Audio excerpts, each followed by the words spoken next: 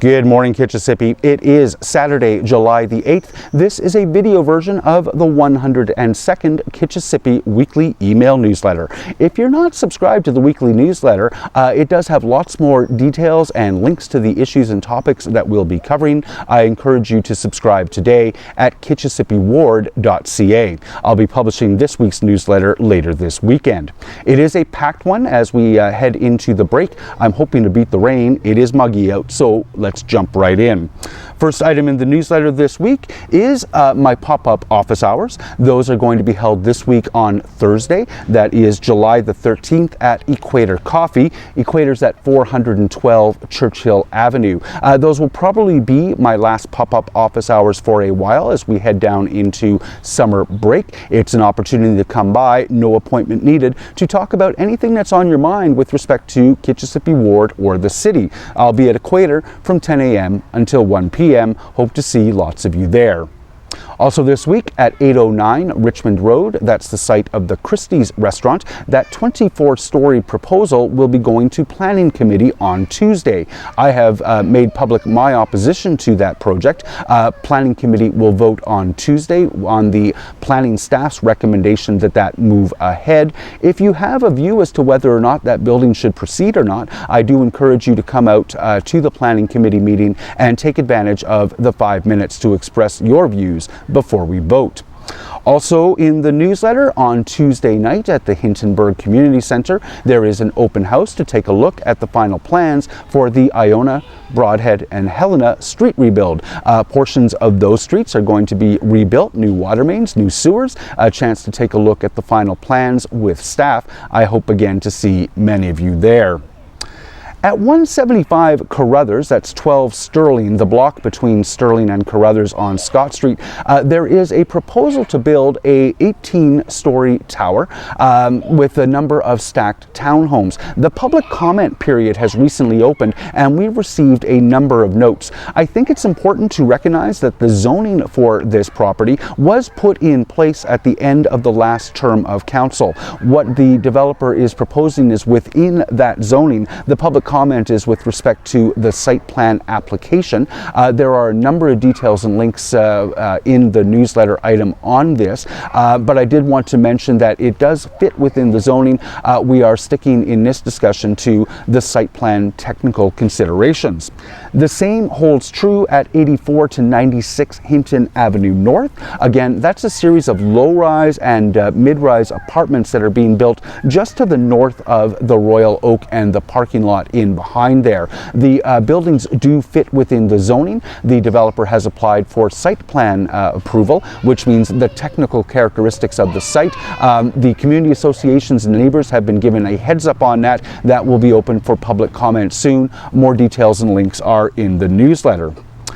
With respect to the Committee of Adjustment, there was a hearing on July the 5th. I don't have the official decisions yet, but my understanding is at 129 Smurl, where the developer was seeking an after-the-fact approval to add a third unit, the committee overwhelmingly voted to reject that. That's good news. I will take a look at the decision very eagerly when that comes out. The potential is still there to go to the Ontario Municipal Board, but I hope that the owners will no longer persist with this particular application. And also the 15 Ladouceur was narrowly approved by the committee. There is a question around front yard parking on that site. Neighbors and the community association did not object to it. That part of Hintonburg does have some special considerations around it. The committee did approve the Ladouceur application on July the 5th. On July the 19th, there is another hearing. There are two Kitchissippi properties on there. At 193 Churchill Avenue North, the owner has applied to demolish the existing structure and shed to build a 3-story detached dwelling. They need several variances related, of course, to the lot area and width, as well as rooftop access and driveway width. The other property that will be on the C of A agenda is at 74 Caroline, where the owner is seeking to demolish the existing 1-story addition to build a 2-story addition. They need some variances with respect to side yard setback as well as projection of the eaves.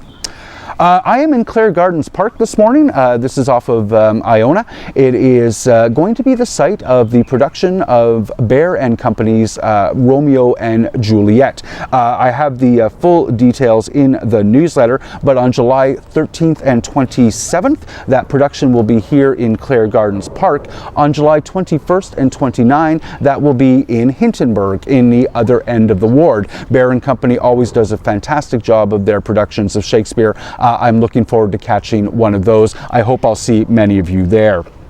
And at City Hall this week, we are starting to get into the summer slowdown for sure. Over the next few weeks, I'll be spending a little bit less time in the office. Our office will always be staffed. You can always call or email us, but I should be taking a little bit of a break over the next few weeks. There are a couple of key meetings still to come this week. The Planning Committee meets on Tuesday, and City Council will meet on Wednesday. At Planning Committee, it is an interesting agenda. Besides the Christie's proposal that I expect will be pretty contentious, there is also a really interesting item with respect to some official plan amendments. I won't get too deep in the weeds. For those of you who are planning policy wonks, there is a fair bit of detail that I've put in the newsletter and links to more information, but it does address some provinces' requests for modifications to an amendment to our official plan that would amend our official plan. As I say, really deep in the weeds. Ultimately, what this comes down to is a discussion about where is Ottawa going to grow? Where is the urban boundary going to be in the next several decades? Fascinating stuff. The residents' interest is very ably defended in these discussions by Green Space Alliance and the Federation of Citizens Associations. Lots more links and detail in the newsletter. I'd encourage everyone to get up to speed with how these official plan discussions go. There's also another really interesting item. Councillor Mathieu Fleury has brought a site plan control to Planning Committee. Ordinarily, site plan control is delegated authority to staff. It is a very technical process. Planning Committee would be overwhelmed if we voted on all of these. But in this instance, he's concerned about what he's terming a bunkhouse. So that's a very densely populated student residence. Rather than let staff approve the site plan for that building, he's asking Planning Committee to vote on it. We call that the big hammer. It's the nuclear option. It is almost never done. I have not seen it in this or last term of council. I'll be very curious to see how council votes. And the other item is the City Council meeting on Wednesday. I expect it to be fairly quiet, largely confirming many of the decisions that were made by committees over the past several weeks. A couple of items of note. I expect that council will support the rezoning that would allow the Wellington Diner to have its patio, and also to confirm the new Board of Governors, the Board of Directors for the Municipal Services Corporation that will run our city markets come 2018. In the office, the volume of email and phone calls is starting to subside a bit. A couple of quick items that I wanted to address. We have been getting a fair bit of email with people who are hoping that I will support the Highland Park Lawn Bowling Club efforts to mitigate their tax bill. I think it's been well publicized that recently they were hit with a big tax hike as a result of a reassessment of their land by MPAC. There has been a couple of assertions made to me that the city has rezoned that land. I just wanted to say that that is not the case. The land continues to be zoned leisure. The club has appealed their assessment to MPAC. If that is not successful, though I hope it will be, I am actively talking to staff on a nearly daily basis about what some of the alternatives might be for the club. And we are also receiving a number of emails in the wake of the flooding of a month or two ago, where people are asking about the infrastructure in Kitchissippi Ward. Can our sewers handle this kind of event? What are the plans to ensure that flooding effects are mitigated moving forward? I am pressing the city to make sure that our ward is included in any post-event analysis. That's not a discussion that is going to be led out of my office. It will be something that requires a lot of different government partners at the table, and will be taken a look at citywide by our infrastructure and senior staff. But I just wanted to say that that is something that we are pressing the city to make sure they look at, and I am confident that they will. Listen, Kitchissippi, I'm going to leave you with a little bit of video from yesterday's barbecue at the Parkdale Food Center. Great music, great neighbors, great food. It's one of the reasons I love this ward. Kitchissippi, have a great week. Thanks for watching.